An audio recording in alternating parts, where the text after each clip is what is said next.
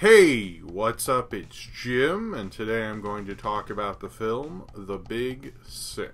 Big Sick is based on a real-life story. I think that's what makes it rather endearing. But the problem is that real-life story in this film is filtered through the genre of romantic comedy and typical Judd Apatow produced screenwriting. Now, I'm not going to say this is a bad movie, I don't think it is, but it is overlong and sort of written in a very messy way, kind of trying to be James L. Brooks but without the story construction or good direction. As much as I like Kumail Nanjiani, and I actually like the story of how him and his wife Emily V. Gordon got together quite a bit, actually. I've heard it on podcasts before. When I heard it was going to be a movie, I was rather excited. So I guess for me, not only did this have all the great reviews that this film has had, but the idea that I'd heard the story before a couple times, at least on Harmontown and on the Indoor Kids, that other podcast. So I was a little familiar with it. So I guess my experience might have been different from someone who is just responding to the hype or knows about neither of those things. While I was watching the film, I felt it was really tampered through those things, and I kept thinking about the film Trainwreck with Amy Schumer, which Apatow directed. He didn't direct this, Michael Showalter did, but while I was watching it, I didn't really want to see a Judd Apatow movie starring Amy Schumer that sort of wrote, but basically feels like under the guise of Apatow, and that's kind of my biggest problem with Trainwreck. And with The Big Sick, I feel almost the same way. There's very much their voice in there. I'm not going to say like they did the same things that happen in Knocked Up or something, but it felt like they were overloaded with screenwriting notes from Judd Apatow. It's like they read too much into Screenwriting 101 from Judd Apatow and didn't really escape from that. Part of being your own voice as a screenwriter is understanding how and why you're using certain genres and structures in something and how that's serving your story. This is a great story, frankly. It's a really cute story. It's a really amazing love story, but filtering it through that Apatowiness kind of sort of brought it down for me. I think this is probably one of the better ones in that, and maybe Trainwreck was as well, and kind of its own weird genre of movies that probably need to be at least 20 minutes shorter and have too many characters and have a lot of threads that you're like, where is all this exactly going? And I guess this is sort of supposed to feel like an indie movie, even though Ray Romano and to help make it, and Holly Hunter and stuff. It feels very much like an Apatow film, and frankly I'm really sick of those happening at this point, particularly because I think his better stuff that Apatow has produced are, you know, Bridesmaids or Superbad or something like that, when he really lets that voice shine. But anytime they're kind of filtered through, you know, the own kind of Apatow genre or something, it just doesn't feel as interesting and as original. I never really want to watch Trainwreck again. I was fine with it. I had a good time. And that's sort of how I feel about The Big Sick. It felt like it was filtered through that. And also, although Michael Showalter is someone I like from The State and Wet Hot American Summer, I know he didn't direct those, and I know he's directed a few films. I've only seen The Baxter, although I want to say Hello, My Name is Doris with Sally Field. The filmmaking in this felt really poor. Like, I was a little surprised at how bad the filmmaking was. Like, if this was someone's first movie and they're like, this is my first thing, I'd be like, oh, okay, that's fine. But when I heard Michael Showalter, I thought, okay, this story is being spearheaded through by, you know, a good director, or a director who knows how to make movies more, and this just felt like sort of a sitcom director barely scraping by kind of a thing. Like, this movie has more voice from Apatow than Showalter. I didn't really notice much Showalterness. I know he like has studied romantic comedy and things like that and helped write a parody of romantic comedy, but in The Big Sick it like just felt like he was just doing a romantic comedy, not in the great parody way we've seen from both Get Out and Baby Driver recently. This just felt like someone literally just making one, and it honestly had way too many characters. I've heard this compared to While You Were Sleeping, but While You Were Sleeping had too many characters, and I seriously remember some of them, mostly because my wife makes me watch it too much, also because it's on TV, and also because it's a much better written screenplay, and now I've talked about a movie I never really liked or wanted to review, so thanks a lot for that, Big Sick. The interesting things about this is, for romantic comedy, basically what it's doing is having Kumail Nanjiani's character. The plot of this, basically, if you didn't know, is that Kumail falls in love with his girlfriend Emily. They have a brief little romance. They break up because his parents want him to be in an arranged marriage, and he has all these pictures of these girls his mom gives him to consider. She finds them and they break up, and then she goes into a medically induced coma because she has an infection. He goes to sort of take care of her, and then her parents show up, and he meets her parents and gets along with them despite the fact that they have broken up, and that's kind of how the film goes. And I actually found what was interesting about this film is the romance between him, or not really romance, but the relationship, I guess, between him and Emily's parents was probably the strongest relationship in the whole movie. Ray Romano's really, really good. Probably the best I've ever seen him in a film. Probably the best person in the whole movie. He really just has a lot of fun with being like the father figure in this. Kumail's fine. I think he's probably actually a better actor on Silicon Valley. And Holly Hunter's just great in everything, but their chemistry is just like very apparent and very wonderful in that. But I think that's also another big problem with, if you look at the poster or, you know, the basic logline story, it's Kumail and Emily. And despite the fact that this was written by the two of them, or supposedly, or at least they got the screenwriting credit, but I'm pretty sure they did write it themselves. I'm not doubting that. Point is, I went down a weird road there. As much as Kumail's character is pretty much the focus of the film,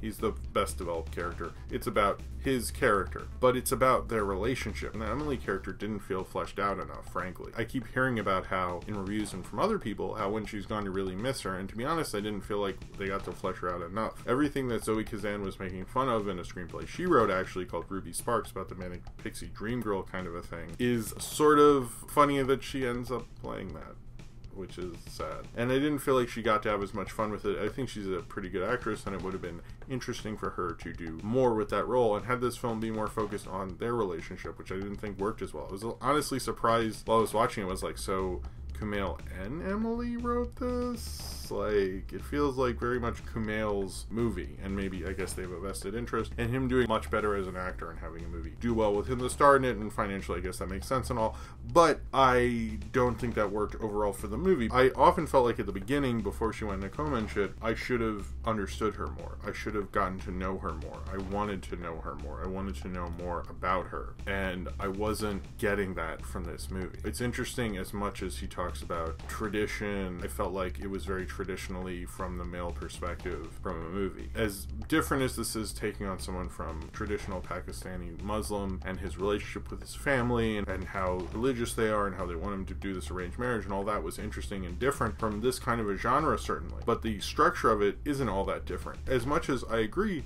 by the way, that we should have more different voices and more people of color and from different experiences writing movies. But I would have thought we wouldn't be like using the same structures that happened before. I don't know, maybe I'm demanding too much originality in that fact. Maybe that's my fault for putting that too much on there. But it does feel a little weird that we're like, oh, okay, well, it's the same structure, but like these little differences, it's like, oh, that's... So it's like the same, basically. It's like they're not gonna be that different. That's depressing. It's like when you learn humanity sucks. Sort of like that. I feel like I was just watching another Apatow romantic comedy. It didn't feel like I was watching kind of this new beautiful movie or something. And I guess maybe the hype sort of killed it a little bit, but to be honest, if I hadn't had that hype, for me, that hype wouldn't have come from somewhere. I see a lot of movies, and frankly, to be honest, if this had been that great, I would have been like, hey, yeah, but despite the hype, this lives up to it. It wasn't that I was like, oh, this is going to be a 98% in my heart, because this is a 98% on Rotten Tomatoes. I don't really feel that way, but, you know, you can say what you will about me and my review of the movie and how I felt about it, but I just didn't feel like it played into the depth that was clearly there in the story as much as it could have. There's certain moments where I was very impressed by it, but it honestly felt too long. While it was going on, I was like, this movie's still going? And I don't really like that. It like felt like there should have been another cut, like I was watching a rough cut. And there were characters like, why was David Alan Grier in this movie as this like comedy thing? It just felt like, honestly, in screenwriting, you always hear that word art and things, they always say kill your darlings, and it felt like this movie sort of didn't do that like at all. Like they just like put in characters because they're like, oh, this was from our life, and this person was this person, that, and they didn't understand how to meld it together. Sometimes I don't mind if someone like Hidden Figures takes a true story and melds it into being a Hollywood film to make it more entertaining and honestly economical. And this screenplay is like not economical at all. It feels like there's too many loose edges, there's too many things going on in it. It doesn't feel entirely fleshed out. I mean, there's a lot of characters in this. Frankly, there's more characters in this than Spider-Man Homecoming, and I actually remember Zendaya in it, and if Zendaya's character was in this in some bizarre situation that doesn't really work context-wise, I really wouldn't feel as impressed by her. It just isn't very tight of a movie, and it feels that way throughout it, and I feel like that's what really suffers from this film.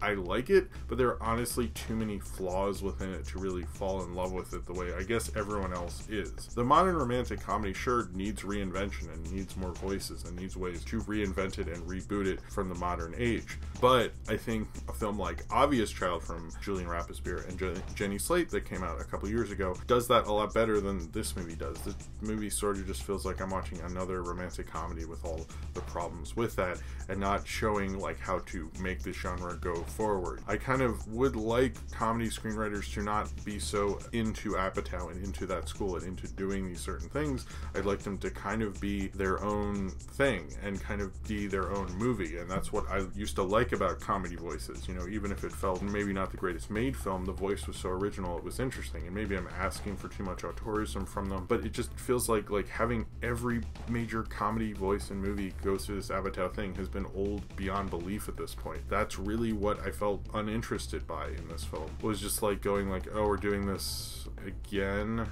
Okay. I mean, it's like Marvel Studios at least mixes it up and does interesting things in different genres. It just feels like I'm always going through this film that is too long, that is a soul-searching thing about this person really becoming who they are and stuff like that. And there's like way too many scenes and way too many characters, and it's always 2 hours for a comedy that if it was 90 minutes would be great, but you know they can't do that because artistically it needs to be this long thing. And you're like, do you even know what the Criterion Collection is? And go, yes, I'm aware of it. That's why this movie is so long. You're like, but you haven't actually watched any of those, clearly. And every time I feel that way, I feel like it's just like a ton of scenes. It's like not really as well edited as it could be. There are technical problems in the film, particularly there's one scene where Kumail sounded like he was ADR'd or something, and it just looked like they just got bad sound. It wasn't even ADR'd, and it was just like obvious. Like people, I saw this with my father-in-law, and he actually asked me about it, and I was like, well, if he could tell, and he's like, I could, I don't know. It's just, this is a fun, decent little light movie, but I don't think it goes much beyond that. It's not kind of this great, amazing romantic comedy,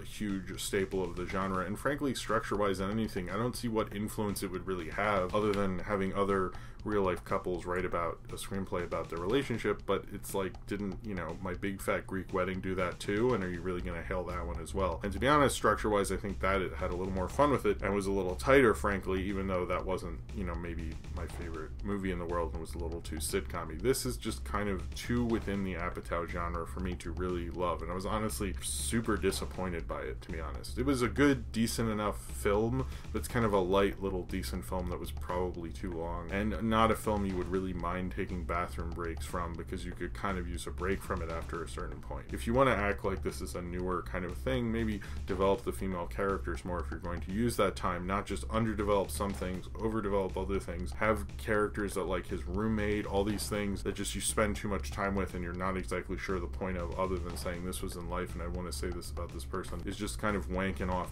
bullshit, frankly. And I think The Big Sick, probably the story is a lot better than how it was perceived and executed within this film, and I still prefer hearing about how it happened from them on a podcast and actually watching this movie, which I think I will just sit back and think about how it just fell within the Apatow genre and didn't exude from it. I know people love it. I'm not trying to do a hot take thing or anything like that, or a contrarian. I didn't really think it lived up to any of that and lived up to being a great romantic comedy. It was just a decent one within the Apatow funny, silly genre, and I guess I'm sort of okay with that, but I'm also sick of this genre and Apatow's reach extending and exuding as much as it has continued to do, and I think audiences would probably like us to actually have more of that original voice and less of the overbearingness that Apatow brings into these comedies to continue. So if you have seen The Big Sick and you would like to talk about it, then comment below in the comments and subscribe if you would like to.